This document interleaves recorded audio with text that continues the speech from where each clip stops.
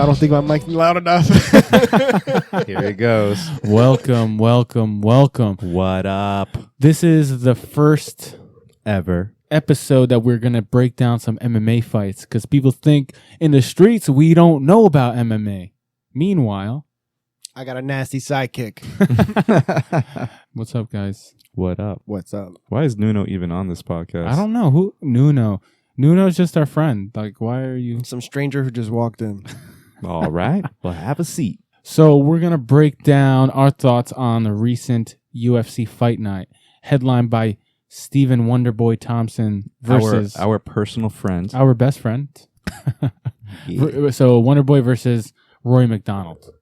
He is so nasty. Tactical, strategic warfare between the two. For some, it was boring, but true martial artists can see the nuances, the technical nuances. Marcos, what do you think was the keys to WonderBoy's victory after seeing the fight? Keys to WonderBoy's victory, I believe, were in his distance management, that sidey stance, his ability to launch assaults from any angle. You know, the deception component, the trickery. But I think it starts with his distance management. His keen knowledge on range was specifically, I think, his best weapon. Yeah. I agree with you. I like that answer. My man. Thank you. My man. I agree with you. I think distance management was one of the biggest components where he was able to keep himself at a safe striking distance and always keep Rory at a, what do you call it, rim shot range? A rim shot range, sure. He always kept Rory at a range where Rory can't really land an effective shot. And also one of the main things I think allowed WonderBoy to win was his ability to disrupt Rory. Whenever Rory was able to gain a momentum, i.e. land a couple strikes, like when he started to get a little aggressive, WonderBoy was able to disrupt him. And not even just like trip him up, but like move a lot and fake him out. Use shoulder fakes and punch fakes to freeze up Rory. And then maybe he would hit him and bounce. Or he would just freeze him up and then exit the cage. Right. Because normally when Rory would gain this little momentum, when he get a little aggressive, that would kind of push WonderBoy closer to the cage and trap him with strikes. So normally when WonderBoy did that, or when Rory did that, WonderBoy was able to to use his lateral movement, his quickness, and he added so many fakes in there, man. He's so tricky. And more than fakes, fakes to strikes to fakes. Like, he's so good at mixing those two up. And then once Rory froze, boom, he was out. Right. And now the momentum is back to neutral. And I think that was the biggest thing. And I was talking to I forget who I was talking to about this, but it's kind of like in the NBA, like the Warriors are a great 3-point shooting team, and you can't let them gain momentum because then everybody feeds off it, and then they're gonna keep landing threes. Nobody's gonna miss. Right. The momentum is in their hands. And in MMA, you can't let that happen. You have to do something to disrupt them. And I always said that, like, that's a key in most fights. Right. And another guy that's really good at that is John Jones. He uses those front knee kicks, those side kicks to the knee, and his jab to disrupt you. Once you start gaining an advantage, boom, he disrupts you. And that's what I love about these guys. They're using multitudes of weapons, not just your traditional roundhouse kick and front kick. There's just kicks coming from different angulations, oblique kicks, side kicks to the face, just kicks or attacks in general that come from different trajectories. It's not your jab, cross, hook, roundhouse kick combination, as was very most prevalent in the early 2000s. Yeah. That's all you've seen. And now with the advent of traditional martial arts stepping up, it's just a beautiful display of pure, real martial arts in effect. Yeah, man. What I was really shocked, though, about with Rory is he didn't launch any takedowns. I mean, he tried once where it was a beautiful single leg scoop, very GSP-esque.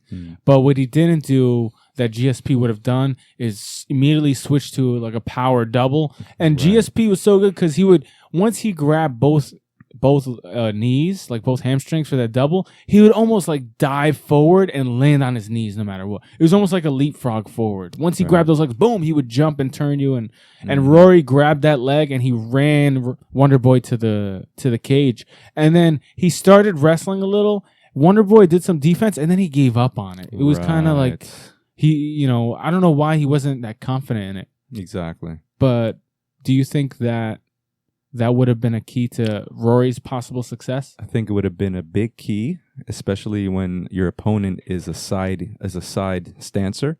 The lead leg is very accessible. Single leg was there. Yeah. It's there. That single leg scoop is there. Yeah. GSP, what would he have done with it? That's yeah, you have to look at the best and see. And in my opinion, GSP would have done what we assume you would do to beat this guy, and that is scoop those legs. Would you be able to do it consistently against him? And would you be able to keep him down? That's another story, but GSP best believe would have got that ass down. Yup. Nothing against WonderBoy. We still love him. Of course. I'm not trying to talk shit about you, dog. We're passionately invested in But- WonderBoy. But in all honesty, WonderBoy's strength is striking because he's been doing it since he was a child. He just started jiu-jitsu.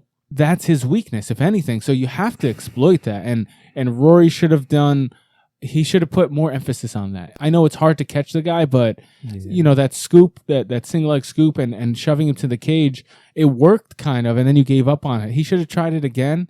I felt like if he got it to the ground and got on top, that would have been, his better chance, his better shot. Sure. Dominating in the clinch range. Yeah. I thought he'd have way more success there. Mhm. But WonderBoy has shown much improved. Yeah. Takedown defense, Sure. clinch defense, off the cage defense. It's beautiful work. But Rory did a good job at not overcommitting, knowing Right. that he can get smacked up like Johnny Hendricks did when there's too much forward momentum, like Holly Holm did to Ronda. When there's too much forward momentum, those counter strikers, they're good at stepping back, pop, pop, stepping back, lateral, stepping, pop, pop, and hitting you.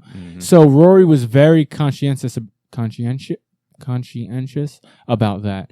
I was gonna also say about WonderBoy, one of the things that he was doing, there was an adjustment mid-fight, and I hope this is what I saw and it was real, because maybe I made it up in my mind. But I felt like Rory wasn't over-committing to the forward pressure.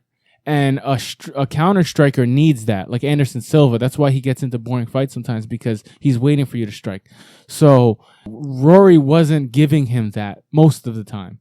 And I felt like around round 3 or 4, I think around round 4, WonderBoy stopped moving, and he started just planting his feet and waiting. And that's when it turned into a boxing match. Right. And in my opinion, he was winning that boxing match. He would just stop, jab, uppercut, jab, jab, jab, cross, and stay in the pocket and then move. And that's when we started to see those big exchanges from both of those guys. Right. It was because what I felt like WonderBoy's attempt to try and finish the fight. Movement is not working because the guy's not following me. He knows better. Right. So I need to stop and let him come to me, and then I'll start moving. Right. And I don't know if you caught that. No, I did. They were damn near in pocket for a lot of that fight. They were one step away from tagging each other, which is that rim shot range you were talking about. Rim shot range is the range where you're just one step away from hitting. It's where you can extend your hand, your punch, and touch their forearms. And then taking one step in, you can hit the face or just connect on the body. And they were literally in rim shot range. So they were just one step away from launching an offense. Yeah, man. What's up, Nuno? I see you over there. You flinching over there. Flinching. No, that's actually really interesting. A whole fight. I'm not saying the whole fight was in that rim shot range, but like just moments, like two guys fighting inches away from each other, like physically, almost like hitting each other in the face. Right. That's They're insane. literally 12 inches away from destruction. Yeah. Crazy. That's crazy. Give credit where credit's due. I'm a huge fan of Rory MacDonald. What he did against Tyrone Woodley in their last fight was incredible. Oof. Just the way he's able. The problem is he's able to manage distance very well. But WonderBoy Thompson, and that's coming from his world champion, world-class karate background. He's better at distance management. Right. That was the problem. Even though Rory's really good at it, and he's really good at boxing, WonderBoy is a little better at that, and that's what is allowing Rory to win these matches. Not to mention Rory's good at mixing it up, going for grappling takedowns and stuff like that. Right. Somebody was talking to us about it the other day, or this morning actually, when we were training. They thought that because of the way WonderBoy stands with that long, wide stance, sideways stance, lead leg like right in your face, should Rory have beaten that leg up, chewed that leg up with kicks? Interesting. My opinion is, and I feel like this is why he did not, because he's not as athletic and he's not as fast. So if Rory's not known for throwing super fast, powerful leg kicks like Jose Aldo or Edson Barboza, if Edson Barboza was fighting WonderBoy Thompson, best believe he would have chewed that leg up. Yeah. And he's quick enough to do so. He's explosive enough to do so. I felt like Rory MacDonald, he didn't do it because he knows he's not quick enough to do it. But might have been a great game plan because there's no fear of getting taken down from targeting that lead leg. I feel like he would have missed most of those attempts. That's what I felt. That's why he didn't do it. He's too slow because WonderBoy he's not a slow guy. He's just too slow for WonderBoy's. WonderBoy's so good at just stepping back a half foot right when you're about to punch or kick. It would have been interesting to see him attacking that lead leg with kicks, at least to try, but also setting up singles with the strikes. I think we missed that. I think he missed that. Mm-hmm. And I don't know if that was in his game plan, but I think it should have been in his game plan. Yeah. Do you guys feel like WonderBoy forced his strategy more? Or do you feel like Rory probably didn't, his strategy wasn't complete? Like, which side was like more? Good question. That's a good question. You want to go? You can answer that. I would say that it's not that Rory had a bad strategy or forced it anymore. I feel like it was the other side of the equation. WonderBoy was able to disrupt him more and throw him off from his game plan and not allow him to get into his groove and not allow him to land anything. And when you start missing, it's like anything. When you start missing your target, you get discouraged. Right. And you have less confidence that you can land that, so you start hesitating. And I felt like more than anything, his disruption efforts were just playing. It was a cumulative thing where it was just playing a bigger role as the rounds went on. And then I felt like the fight could have just kept going the way it was, but WonderBoy made the bigger attempt to not move as much and allow Rory in and say, all right, fuck it, come through. I'm going to plant my feet and I'm going to start boxing you and then I'm going to move. So what he was doing is he was drawing him in by planting his feet and not moving and then letting them get into a boxing match. So now Rory's more content with finally exchanging. And that's when WonderBoy can win with the exchanges by cutting angles and counter striking. Unfortunately, Rory is a very good fight. Unfortunately for WonderBoy, Rory is a very good fighter, so he didn't fall for those traps. When they were in those pocket boxing exchanges, he wasn't overcommitting. So, right, you know. And with someone as tricky as WonderBoy, you know, WonderBoy's a sniper, so you can come in with an assault, but he's creating an angulation, and he can launch an attack from any position. Yeah. And he has kicks, again, going in all trajectories. He has strikes. He's a counter striker. He's all of that. Yeah. So it's like Abe said, there was cumulative, maybe psychological effects. Effects. Yeah, you think he was controlling the rhythm of the fight mainly? Oh yeah. He was controlling the rhythm by disrupting the rhythm. Right. You know what I'm saying? Like, yes, and yes. Rory kept his strategy. That's the thing. But it's almost like starting over each time. It's like every time you score 5 points, the ref says you start over. Yes. You know, it's like, it's hard to keep getting going. It's like your car, you have to keep restarting it. It becomes you almost don't want to start anymore. You lose the desire. I felt like it was just the disruption. No progression, right? Yeah. I always describe it as the momentum of the match. The more momentum you have, the more confidence you gain. But if you have to restart your momentum engine, you know, it's harder. There's a building process. And WonderBoy kind of stopped him from building momentum, and WonderBoy always kept the same amount of momentum. Right. You know, Rory stopped WonderBoy from gaining a lot of momentum as well, but also when you're a counter striker, momentum isn't necessary. Right. You know, you don't need momentum as a counter striker. You need momentum as a really heavy aggressive fighter. Yeah. Yeah, WonderBoy was resolute in his game plan, and because he played how he always plays. Yeah. So Rory had to definitely try to make some adjustments, And Rory wasn't able to take him out of his game plan. and he wasn't able to take him out. But Rory's a great fighter, man, and with minor tweaks, he could win that fight. Yeah. Minor tweaks. The problem is you're going against a specialist, and the specialist's strengths are also your strengths. So it's like trying to Berimbolo Rafa Mendes, the best Berimbolo guy, or trying to counter-strike Anderson Silva, the best you're going against the originator kind of deal. You're not going to beat him at his own game. You have to do something else. Yeah. And the grappling aspect. I think Rory should have enforced his grappling acumen. Because he's okay. I heard. Okay. Again, you like that word, right? Grappling acumen. Here's Rory, who went up against world-class JT Torres and Metamoris. Took him to a draw. That was incredible. Yeah, I forgot about that. Yeah, so Rory... He's game. He's game. He's game. And not to mention guys like Gary Tonin and Gordon Ryan have been going up there, sent by John Danaher, to train with those guys and teach seminars up there on a pretty consistent basis lately. I've been seeing that on social media. Yeah. So Rory is very game. I think from round 3 and on, the strategic component, the strategy should have shifted to a takedown grappling game. Yeah. Get him up against the cage, get him down. Yeah. Beat him up against the cage. Do you think he was possible? Would it be possible? Like, would it be close enough to grab? Like you said, he did have that lead leg. Do you think it was possible? I think he should have attempted these singles. I always tried. Like he said, because one time he did get it. Like when Rory's not. I mean, WonderBoy's not running the whole fight. I mean, I wouldn't consider him running anyway. But he's not trying to evade you the whole fight. So there's parts where when you throw a strike, WonderBoy's looking to counter. So you can easily throw the strike and try to go right under for the scoop. Yeah. Classic GSP. Throw a combination, you fire back, and he's double legging. He threw the combination so that you would fire back, so he can double leg you. Like he could. I mean that is a potential strategy. Not he could have. It's potential strategy. That's what Marcos is saying. Correct. Okay. You make him plant on that leg, so you go for the takedown.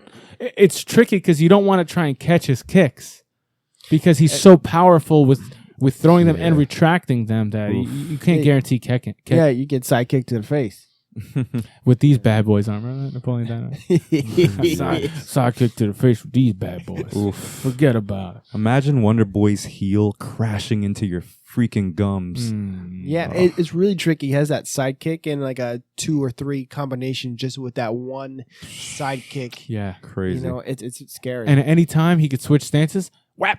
Spinning hook kick, spinning back kick. Yes. And he could do it without switching stances, but the one time that he did catch Rory, he switched stances like a rabbit, and then he immediately spun and caught him with the heel. Oof. And I thought that's when he broke his nose. They said it was from something else, but it looked like it landed straight up on the nose. Yikes. Like took his nose right off. Damn. Yeah, and that nose is already jacked up from Robbie. Yeah. Well, that's another aspect to think about. Rory MacDonald said that, Robbie, he never fully recovered from that Robbie nose. Yeah. And he broke his nose a couple times training for this fight already. Wow. So he never fully recovered from that. Yeah, he looked like Voldemort, man. it was scary, bro. They should have stopped that person. They should stop that fight. Yeah. But, the Warriors, they want to go out on their shield. That's right. Woo. Let's move on to the co-main event. Who's everybody's favorite, Cowboy Cerrone versus Patrick Cote. Wow. At 170. This was Cowboy Cerrone's third fight, I believe, at 170, moving up from 155. And this is the best he's looked, period. Perfect performance. I say perfect in all caps. Snap. Bold. It's crazy. Oh, my God. And Nuno missed the fight. You son of a... You guys let out the camera. You know what? Come on. I'm trying to play it off. Evacuate the facility. So basically, the fight went like this. The match started... And what I've noticed from Cowboy is since he moved to 170, he's been starting quicker. He's been starting quicker, but also he hasn't had the confidence in his striking like he did at 155 because the guys are bigger. It seems like he's still unsure if he could take those strikes. But this fight, he proved completely otherwise. He started the fight, they were moving, immediately got him with a takedown, took Cote down, threw him off completely. Nice. double. Started working on the ground. They were both working. It was like pretty stalemate-ish. And then when they got back up, they exchanged a couple times. Then you see this look in Cowboy's eyes like, I could take this guy. And then he was just super patient, very Muay Thai-esque, very cowboy-like, and but very calibrated. Very calibrated. Is a very calibrated cowboy, and he pieced Cote up. The one thing that I noticed was Patrick Cote would throw a strike, and Cowboy's best success was when he countered the strike with like a 3-piece combination. Mm-hmm. 3-piece chicken nugget right to the face. Bam. And I think that's how he knocked him down 1 or 2 times. He knocked Cote down like 3 times. The third time, that's 3 crazy. times. Yeah, the third time they stopped it. And it was all an in-pocket exchange. Like you said, he would counter one of Cote's shots. I think he delivered a 3-piece, connecting with maybe 2 of them.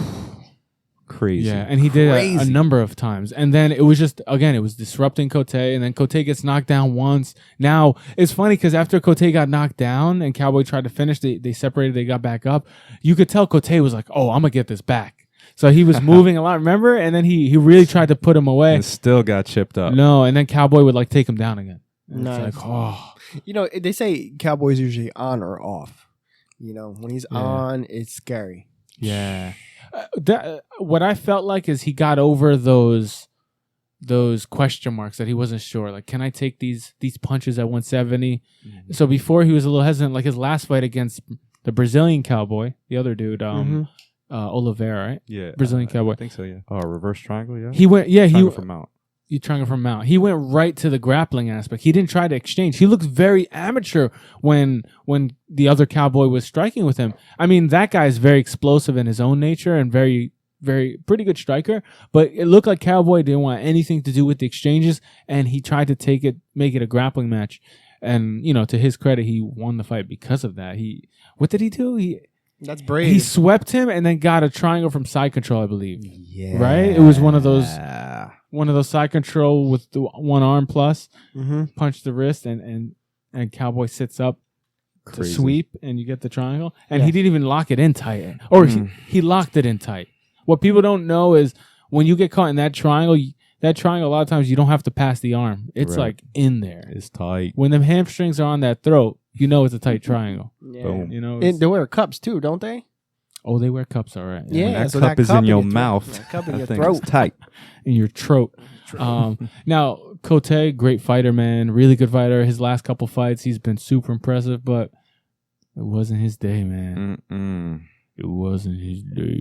Now, let's move on to... do you want to keep talking about it? No, I mean, I just want to compliment... what's his name? Coche? No, not Corte.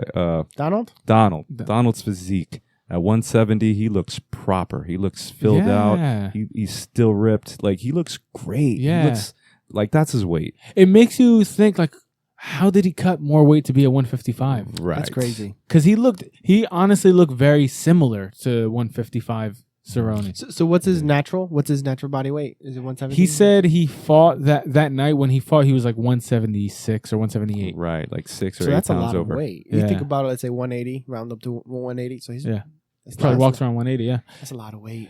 But to only have to cut 10 pounds for your fight, that's like every MMA breeze. fighter's dream, right? Right. That's just like you cutting water weight, essentially. Exactly. You could do that the night before. There's Yeah. people cutting like 25 pounds the day before or day of. Yeah, that's insane. They say Weidman cuts a lot. Obviously, we know Conor cuts a lot because he looks like he's invisible when he steps on that scale. Like you could see through the motherfucker. Oh, yeah. Oh, my God. He looks like a Photoshop picture of Conor. Like that's what... Conor looked bad. But at the 170 weigh-in against Diaz, he looked perfect. Yeah.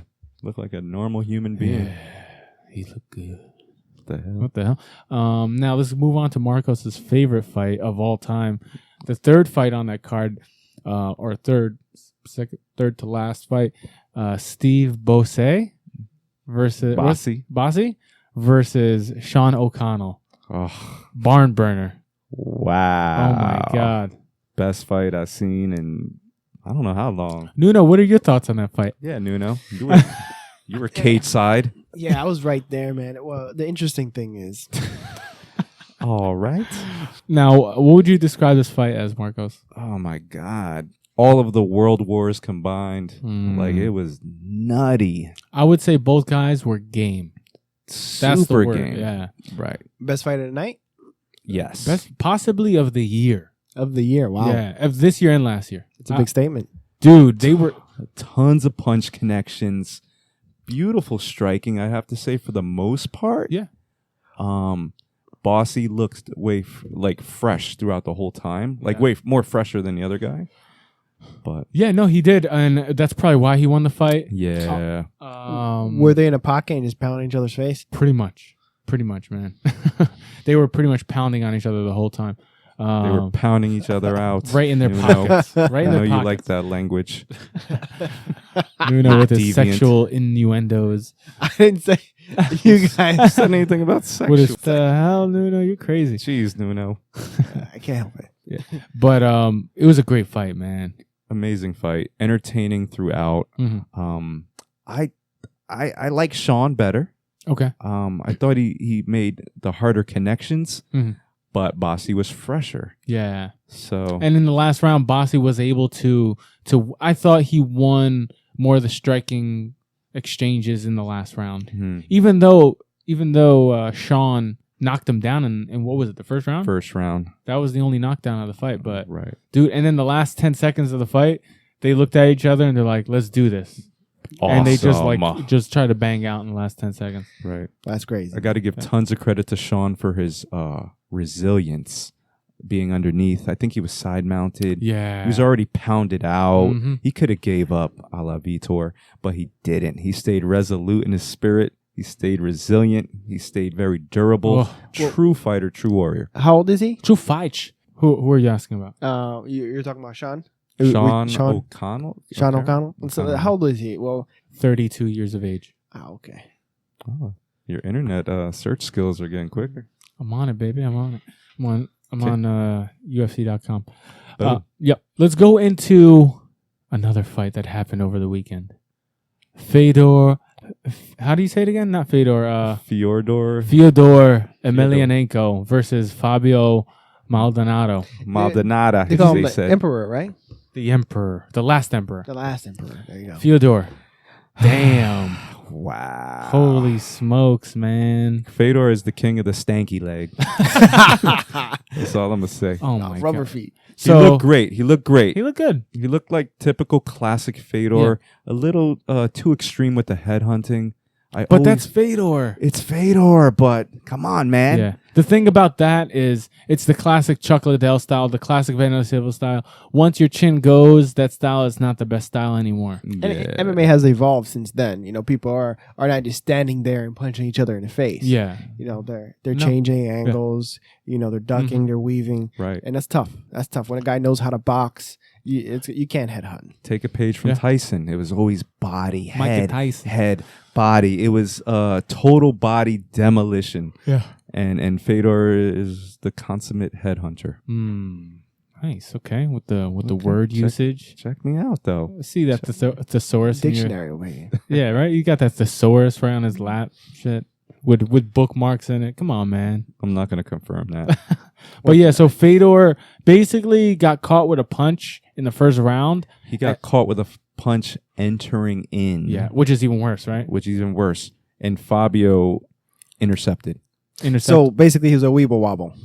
No, It, he knocked him down and then just started pounding on him Oh, he for was like on the floor. Okay. for like a minute and a half, man. And the ref could have stopped it 3 separate occasions during that whole like face smashing. The UFC would have definitely stopped it. Yeah. So you can consider it a loss for Fedor. But because it was Fedor and it was the main event, and I understand that a lot of times the main event they let it go a little bit, Because it's bit. the champ, right? They want the champ to really. It's you the know, main prove event. himself. It's still a show, you know. Yeah, and that sucks when you see the main event finish like in 10 seconds or the first round. Yes, exactly. So they gave him chances, but let's give credit to the refs and the credit to where credit's due. Fedor did recover, right? He got out of it. He kept moving. He did. I felt like he never stopped moving. That's what saved him. Yeah. He never really stopped. Yeah. Even though he looked like in another planet, he never stopped. He was crip walking across the cage. Dude, he was like Straight up, He was in another cosmos, man. For real. This guy was like completely out of this world. That's crazy. This guy I was was doing the kid and play dance by himself and shit. doing that shmoney dance. Oh, snap. But you big credit, he came back. Yeah, he came back Like, to life. Yeah.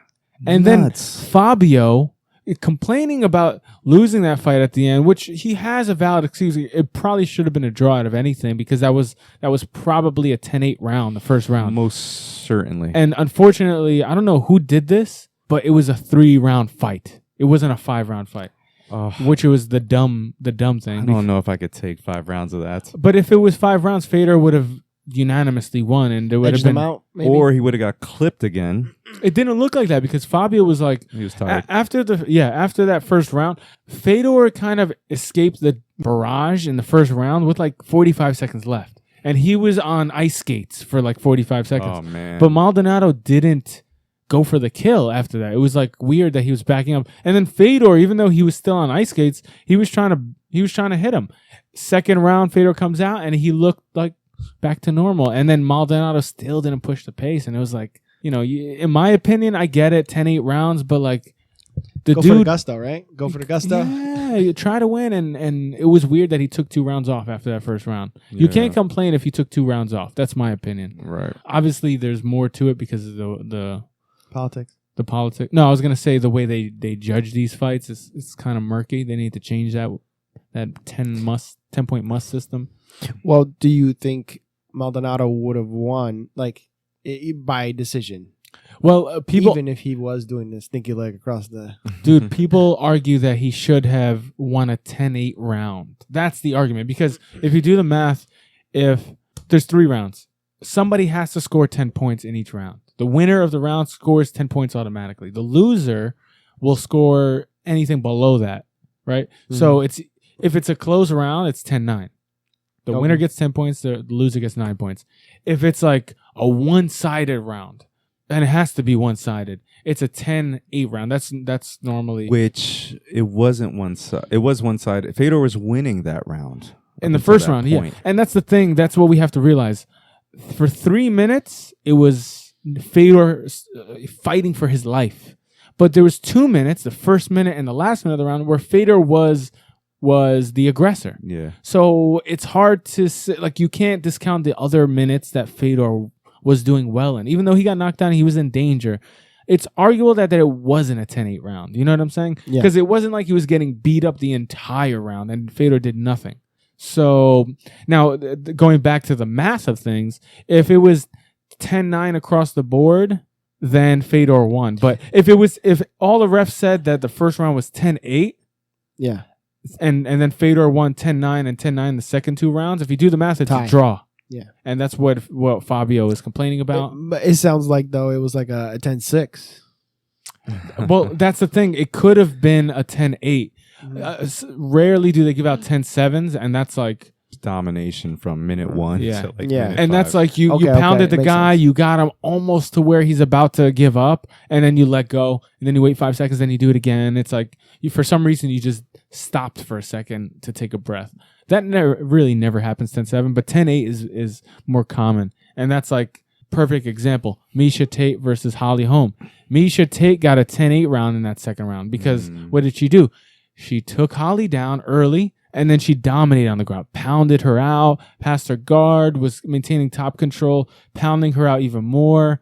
So that was a 10-8 round because it was completely... Yo, dude, why you side-eyeing me?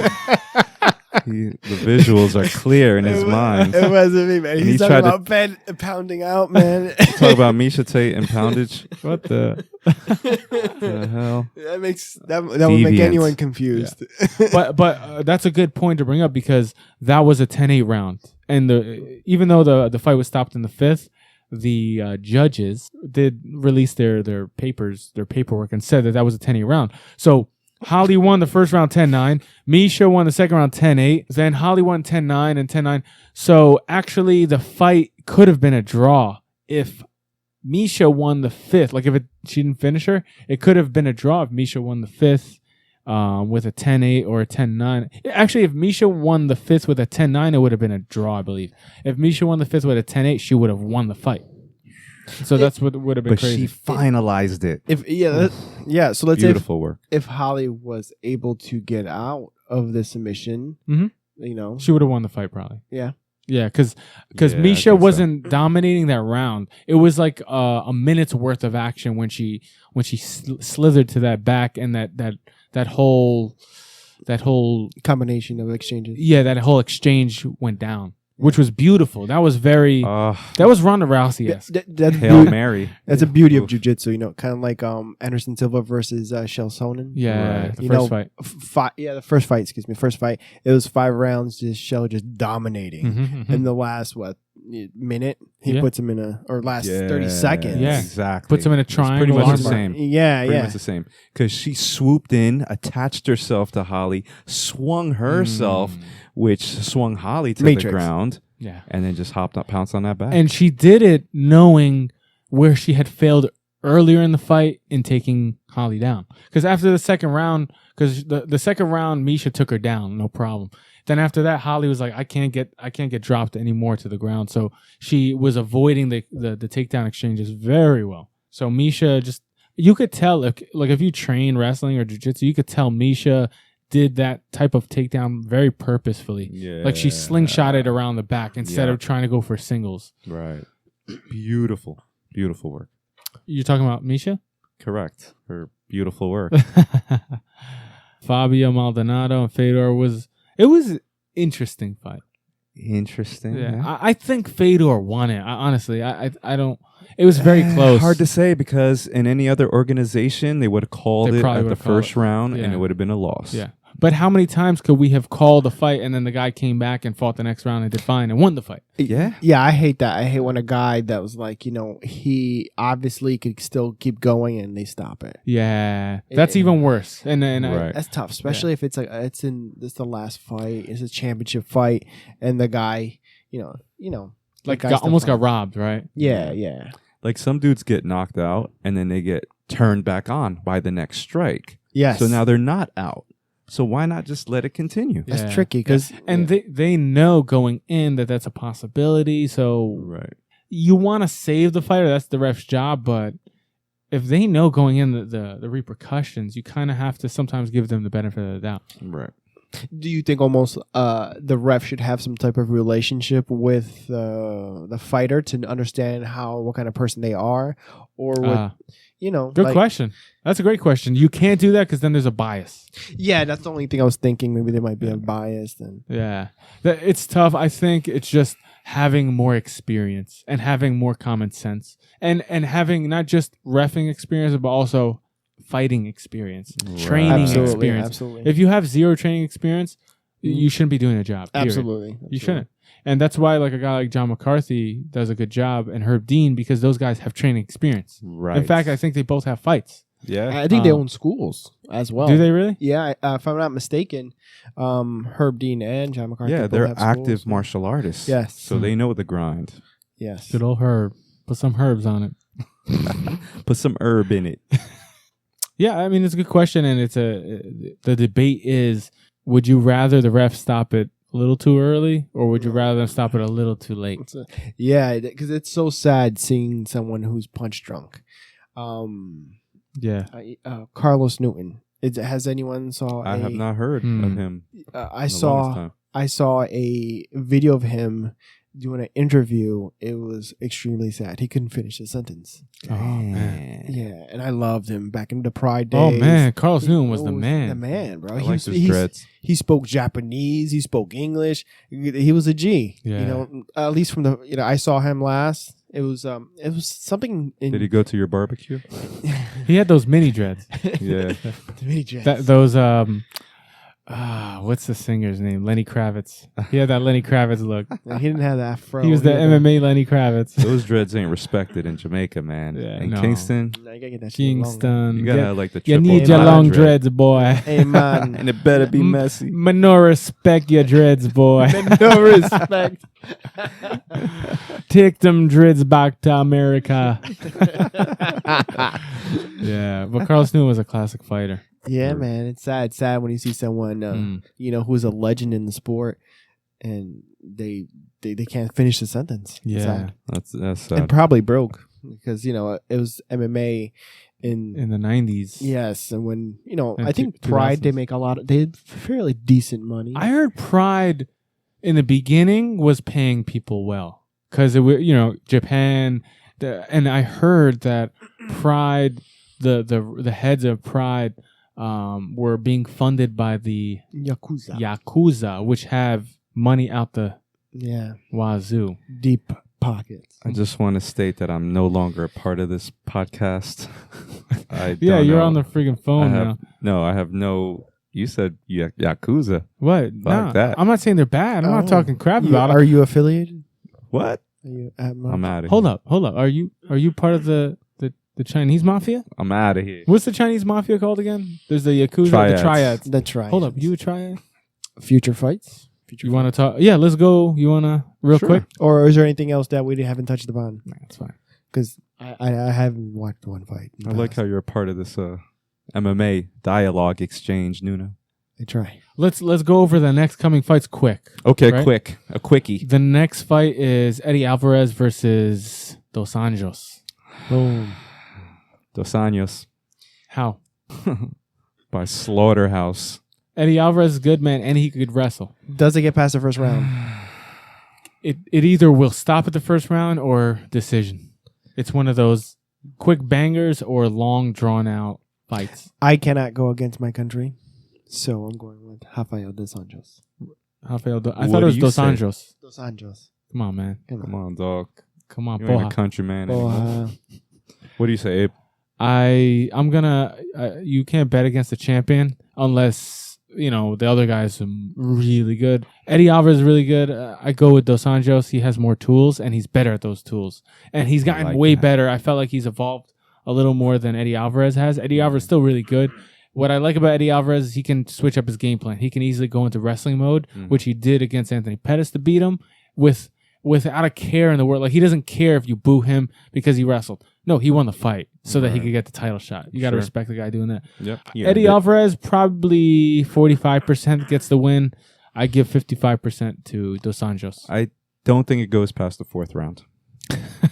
That's the fourth. Yeah. That's like a big So statement, what? but no. Doesn't go past. Yeah. So Dos Anjos. I don't think it goes Dos past the Anjos fifth three round. ways. Next. The next main event, which is literally the day after this. Oh, This that's is UFC right. 200 weekend, and We that's can follow Thursday, up. Friday, and then Saturday UFC So it's 200. like $199 and a quarter, $199 and a half, Boah. $199 Yeah. and 3/4. My French. Boha. French. That's the gorge. Claudia, how do you say it? Claudia Gadelia? I guess. Claudia? Claude. Claudia Gadelia versus my girl, Joanna.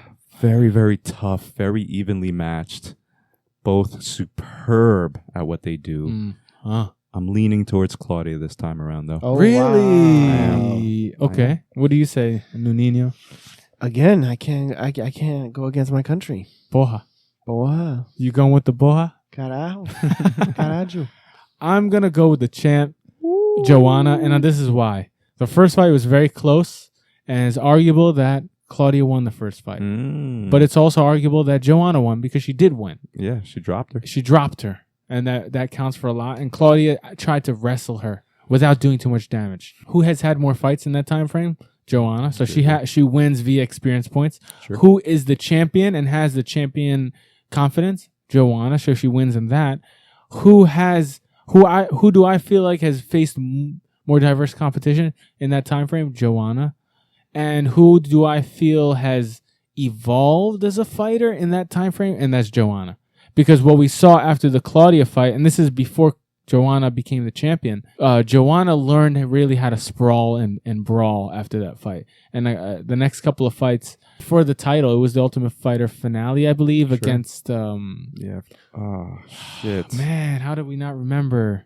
Carla Esparza. Boom. Carla Esparza. Winner of the Ultimate Fighter Winner show. of the Ultimate Fighter. So she learned how to sprawl against Carla Esparza, and then from there on against Valerie Letourneau and her other fights, she did a really good job stopping the takedowns, and that's what was her Not kryptonite. as polished. Yeah. That was her kryptonite against Claudia the first time.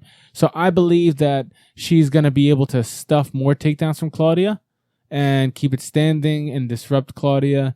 I think the only way she loses is by TKO from Claudia.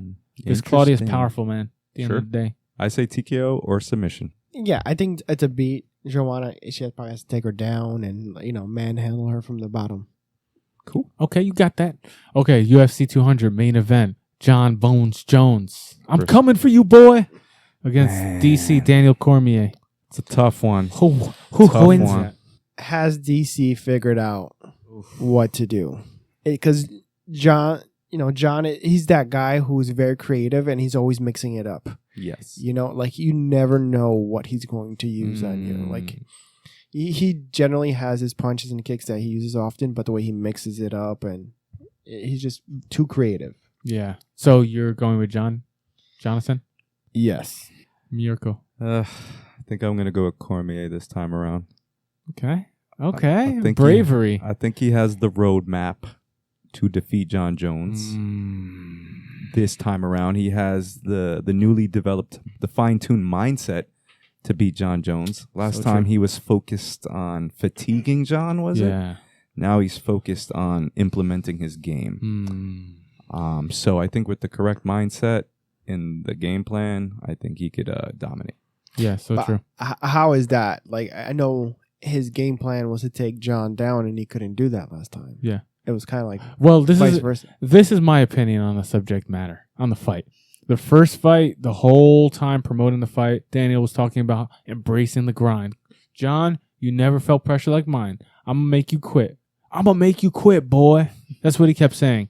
And and he was trying to beat John Jones. He wasn't trying to win the fight. That's what he kept saying. He didn't implement his ground. He just got lost in the fight, in the whole swing of things. And he got grinded out. But here's the difference. Also, Cormier kind of fell asleep in the last 2 rounds. He got tired.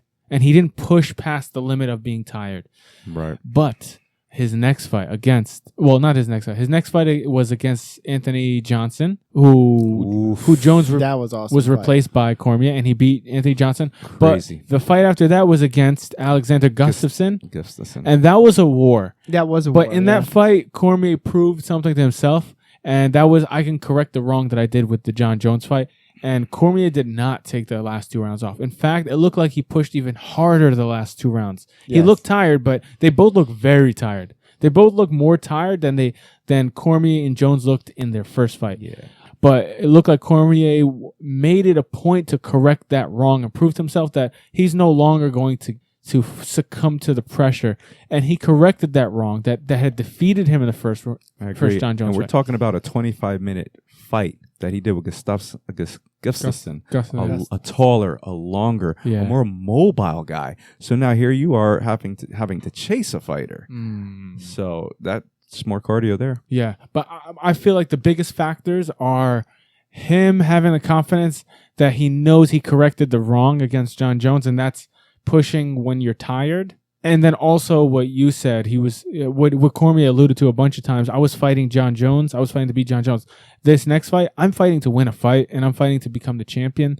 I'm not fighting to beat John Jones. I'm not fighting because I cannot lose to John Jones after all this talk. Now he's pressure. Now he's just fighting to win the fight, and like you said, Marcos, he's taking a lot of pressure off himself that he did the first fight. Plus, the first fight, remember that shoving match? It was a little more than a shoving match. Remember they got into a on brawl. The stage? Yeah. The one on the stage? I think they flipped off the stage. Yeah, didn't and then John Jones was like, "See, I got you. I took you down already. We're 1-0 on the take." Damn. Boom. Just mentally. Yeah, John Jones had some gangster moments, man. Yeah, man. I like it. I like that he's in tune with his black side. You know what I'm saying? My pick for this fight, I want it to be Cormier, and I kind of hope that it's Cormier for all the guys out there that failed once and pick themselves up, try again, and win it the second time. But I feel like at the end of the day, Jones is going to win. He's just been too dominant. I feel like Cormier might not be the guy to beat him because he's so short. Well, I thought Gustafsson. Gustafson. Yeah. You don't have to use an accent. I thought Gus. Little Alexander. Big Gus. I thought Gus beat Jones. I thought did so too. Me too. Come on, dog. We all agree on that. Yeah. But let's give Jones credit for that fight. The last round or last round and a half, he looked beat up and tired, and he said, "F it. I'm coming at this guy. And he did what we just talked about Cormier did against Gustafsson in the last 2 rounds. Man, he doesn't give up. He had his arm fully extended with Vitor. Oh. And, they said it popped, and he kept going. And that was the one thing I had against John Jones for a long time. He never truly faced adversity in his fights. Even against Vitor, that armbar was his first true test against adversity. Because when you have a lot of adversity, you're a better champion. That's why I always felt like Anderson is the best, because he not only beat people in such dominating fashion, he beat them in many various different ways, but he also faced a lot of adversity in his wins. Like some fights, like against Chael, he was on the cusp of losing. A couple other fights, he kind of messed up and came back from it. So John Jones finally faced adversity against Vitor, and then against Gustafsson, and then against Daniel Cormier. So now this is a John Jones who's rejuvenated, who's had a year off, who's been through the fire. Yeah. Or maybe he still has some ring rust that he needs to remove. Oh, that's the question. Now, do you think Daniel Cormier would have won if they fought a couple months ago? Yep. When they were supposed to fight? Yep. I'm glad they didn't, because I didn't want to see Daniel Cormier beat up a ring-rusted John Jones. I want to see them both fight each other the way they're supposed to be, like sharp. Is John still hitting the slopes? If you know what I mean. I heard he. You okay, man? You got I had to clear some nasal congestion. Yeah.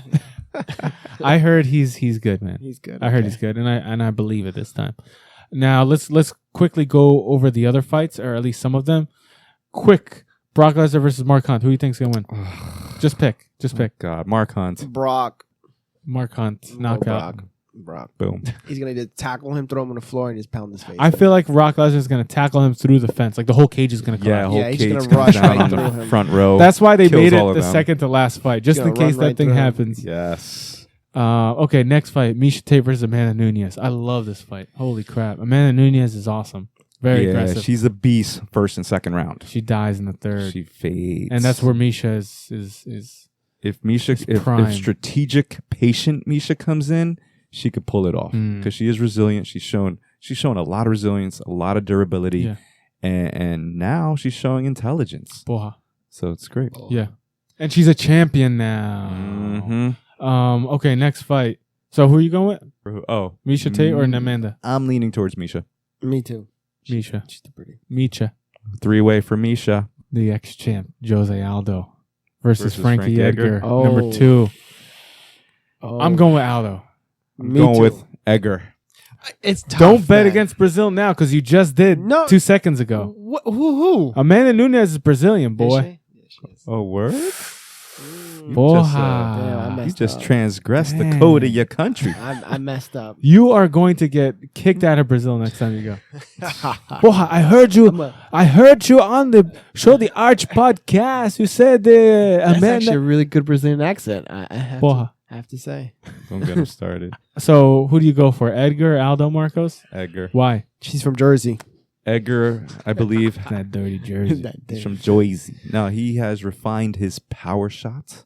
I think he has a kill shot now. Yeah. So, do you think Aldo's chin is, suspect compromised from the years of the beatings, from training, not from competition, because he doesn't. When I look at Aldo's face now, I see fight on his face. Like I see, like Barack Obama. 8 years ago, he looked super young. Now all that stress is on him. Yeah, Connor stress. Right. But even before, like Aldo's fought a lot of 5-round fights. Yeah. And he took. I think Edgar's experience level right now. He has a kill shot now. I'm leaning towards Edgar on this one. And Edgar, here's the problem: when you go so long undefeated, you forget you're not as good at dealing with adversity. Like Edgar has lost a bunch of times in his career, so there's not as much pressure when you come back. So you come back easy, and then you come back and you do better, and you do better, and you do better. It's almost like high and then lows. But a lot of times we see these guys that go on long ass winning streaks, years winning streaks, and then lose their first fight, and then never the same. They're never the same. And Anderson Silva. I mean, that's the truth. And Fedor. That's the truth. It's just you lose, Still gangsters though. come on, man, that's not even an argument. But This is Edgar 2.0. But my point was, will that happen to Aldo after being knocked out? The good thing is he was knocked down the first 15 seconds. Yeah. So it's not like With one shot. but it's not like he got beat up and then got knocked out. Where he's had those wars with Chad Mendez. but he beat Chad Mendes. Yeah, but Twice. he took some shots. Yeah. Dos. He did take shots, but he gave them. Dois for the Brazilians. Dois. Dois. Yeah, your Brazilian card is revoked. Okay, so who are we going with? I'm going with Aldo. You're going with Edgar. I'm gonna go with Edgar. Aldo. Okay, Native my man. New Jerseyan. Is it Jose or Jose? There's no Jose in Brazil, right? No. Is it Jose? I forget. No Jose? I haven't been in Brazil. You called him Jose? 15 That's years. 2 offenses. No, it's actually called Zé, I think. Like That's Joseph. Zay Cobra. Same thing. Zé. Let's go, again. We're running out of time, so let's breeze through these next couple ones because there's a lot on UFC 200. We'll just make our picks. Cain Velasquez versus Travis Brown. Travis Brown. Say it again. I'm sorry. Cain Velasquez versus Travis Brown. Oh man, I love Cain. I'm gonna go with Cain. I'm gonna go with Cain too. Cain. Who cares? I think Given he's he back. has so many injuries, I'll He's cut you funny. No. Yeah, I was just gonna stare at him. Yeah, he's been through a lot of injuries, I thought we were zipping through this. but I think he's back. Cain. 2 for Cain, 1 for Brown. Boom. Next fight. Because I'm Brown. Next fight. Just a quick pick. Cat Zingano I like Cat. versus, Yeah, me too. versus Felipe Pena. I mean, what's her name? Juliana Pena. Ooh, Juliana's a grinder. Big time. But Felipe. I'm going to give it to Cat. Cat Zingano. I don't know enough about the other chick, but She's a beast. that was nice of you to say. That was a man that took a lot of guts to What say did on he there. say? He said, "I don't know. I don't know enough about these guys." Uh, So who's your girls. pick? I say Cat. Juliana Pena is Ultimate Fighter winner. I believe. In Brazil. She's a Where's she beast, from? man. Next fight: Okay. Okay. She ain't from Brazil, no. Johnny Hendricks versus Kelvin Gastelum. I'm going with Kevin. Oof, Kelvin. Calvin. Go with Johnny because I met him. He's awesome. I think. Good guy. I think if Johnny Hendricks doesn't have a glass chin, By now. because he might, after getting knocked out once, sometimes you're never the same. If he doesn't have a glass chin, he's gonna run away with this fight. I believe. Kelvin's tough, but I think Johnny Hendricks. If you get a Kevin won the Ultimate Fighter. Kelvin. Too. If you get a calibrated Kelvin Yeah. mindset, No, he's dope. ironclad, Yeah. you might get a Kelvin. He's definitely ironclad. win. You might get a Kelvin win. Okay, next fight. This one, I don't know why it's number freaking 7 on the card, but it is. It could easily be the main event. TJ Dillashaw, aka Killashaw, versus Assunção. I think TJ had one of the most marvelous, if not the most marvelous performance I've ever seen. The most martial artistic display ever. I'm going with I don't know. I'm going with TJ. Assunção's a Me as beast, well. and this Me as is Assunção beat TJ. I believe this is a Yeah. rematch, Mhm. and TJ's trying to avenge this loss. I think TJ's on a whole nother level of offense right now, and Dominic Cruz fight is going to only make him better because he didn't take a lot of damage. I think he knocks Assunção out. Next is the fight. Who that? Good. Okay, next fight: Diego Sanchez versus Joe Lozon. Wow. Diego. Diego. I'll go with Joe. Why? Just because it's the opposite of what you guys do. Honestly. Play Smart. devil's advocate. Smart. Cool, man. Well, there's too many fights to count, but There you go. let's end this on a positive note. That's it. What is this? The STA MMA podcast? Something like that. I like This is that breakdown stuff. Okay. Nuno, give us your best Brazilian accent if you have one. Pasta Guarge. No, I'm pretty. I haven't been in Brazil for about 10 years, man. Yeah, it shows. Yeah. Barely This speak guy is English. all American right now. This guy looks like Chris Weidman right now. That's how American he is. Yeah, when I go to Brazil, they call me the gringo. The gringo. The gringo. They call this dude Chris. They call him Weidman. Getting me to pay everything. Porra, Weidman. Dois. Cool, guys. Well, Cool. This is a good podcast. I hope people enjoy it. If you guys like all our podcasts, please subscribe to us on iTunes and all that mess, and give us good ratings and give us good reviews. And please follow us on Instagram, Show the Art X. Follow us on Twitter, Show the Art. Follow us on Facebook, Show the Art. showtheart.com. showtheart@gmail.com. Yeah, just if you have any questions, just email us, and we'd love to hear from you guys.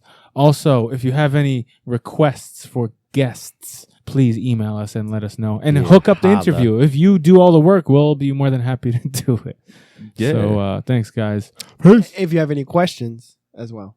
True, yeah. Any fan questions, any questions about jiu-jitsu? We have 2 black belts and me, a little brown belt. Little pesky brown belt. A little peasant brown belt. I'm that guy that like is just sweeping in all those movies, but out of nowhere, he'll just bust out some moves. Very unsuspecting. That's me. All right, guys. Peace. Peace, motherfuckers.